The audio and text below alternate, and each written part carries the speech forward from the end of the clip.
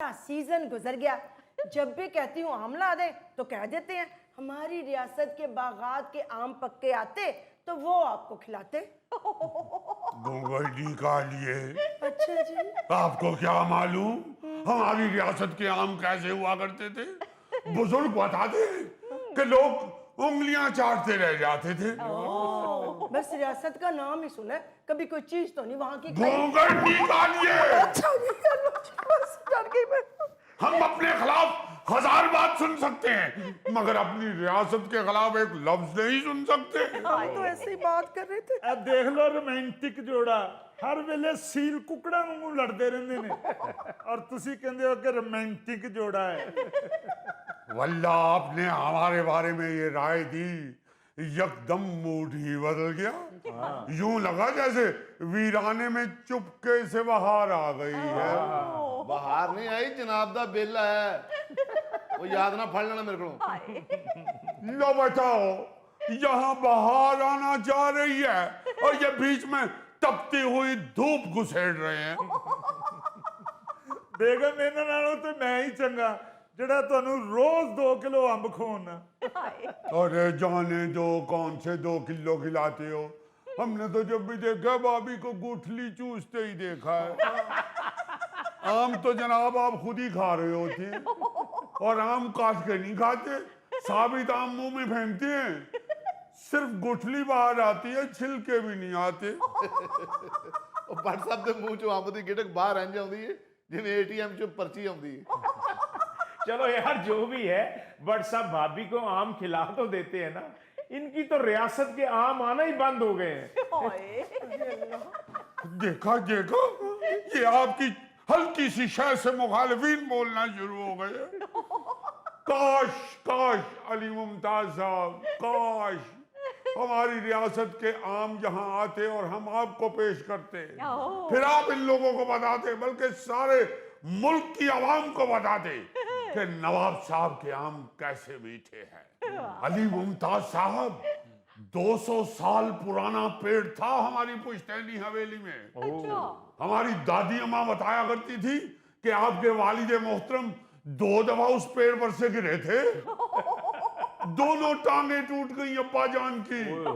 उसके बाद दादा जान ने हमारे अब्बा जान को लकड़ी की गाड़ी बनवा के दी थी, फिर उसी गाड़ी पे बिजनेस पे निकलते थे वो।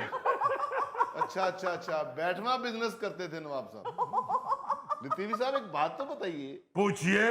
200 साल पुराना आम का पेड़ था आपके बाग में, तो और क्या? तो उसके आम जो हैं वो एक्सपायर नहीं हो गए होंगे? क्या बेहूदगी है भाई, पेड़ की बात हो रही है, किसी कंपनी की बात थोड़ी हो रही है जिसका माल एक्सपायर हो जाएगा। नवाब साहब, अब तो वहां से आम नहीं आ सकते, तो क्या आप भाभी को आम खरीद कर भी नहीं खिला सकते? तो और क्या, सिर्फ कहते हैं ला कर नहीं देते। घूंघट निकालिए। हद हो गई है, हद हो गई है।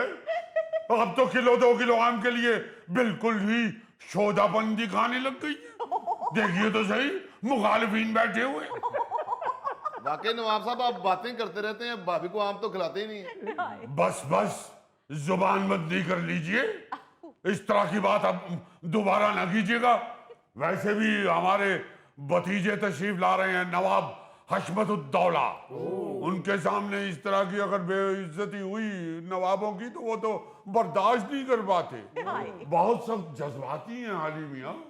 हमारे जो भतीजे हैं नवाब हशमतुद्दौला, वो तो ऐसे खुददार हैं, अगर उनको गुस्सा चढ़ जाए तो इकट्ठे 2-2 दिन बेहोश रहते हैं।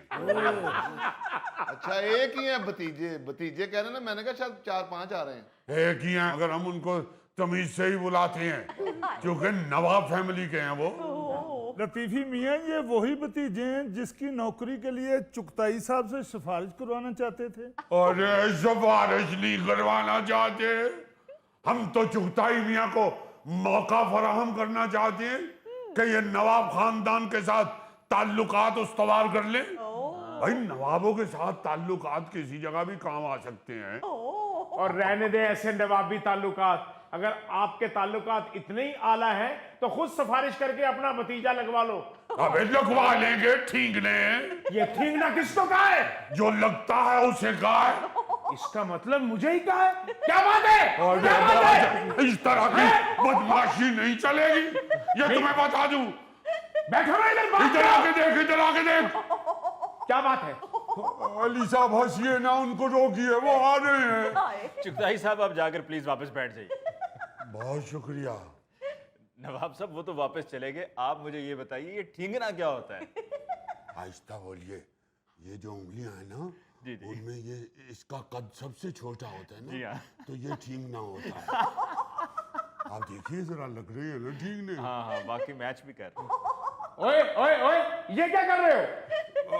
हम कह रहे हैं तशरीफ रखिए, गुड लक, गुड लक। जाइए नवाब साहब बैठ जाइए, और अब ऐसी बात ना कीजिएगा जिससे लड़ाई झगड़ा शुरू हो जाए। आप जरा देखते रहिएगा। जी जी। देखिए, हम तो सिर्फ इतना कहना चाहते हैं कि नवाबों के खानदान के मुतालिक जरा जुबान संभाल के बात करनी चाहिए, वरना तो जाहिर है मोहल्लेदारी है, हम सब भाई भाई हैं एक दूसरे के, हम भाई हैं एक दूसरे के। नहीं, आपके कहाँ भाई हैं, हम उनके भाई हैं। तशरीफ रखिए।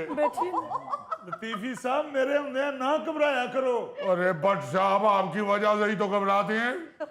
वो वहां से उठ के यहाँ तक आ जाते हैं, आप वहीं बैठे रहते हैं, और कुछ नहीं तो टांग लंबी करके अड़ंगी दे दिया कीजिए। और देखा हुआ मैंने तुझे भी और तेरे बट को भी। हमें तो आपने देखा ही नहीं है मियाँ। क्या मालूम आपको नवाबों की चाहो जलाल का।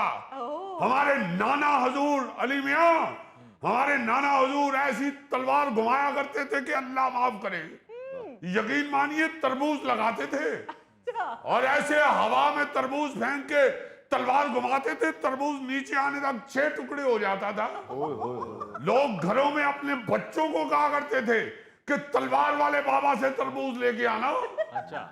यकीन मानिए कई दफा उन्होंने मेलों ठेलों में भी तलवारबाजी का मुजाहरा किया है।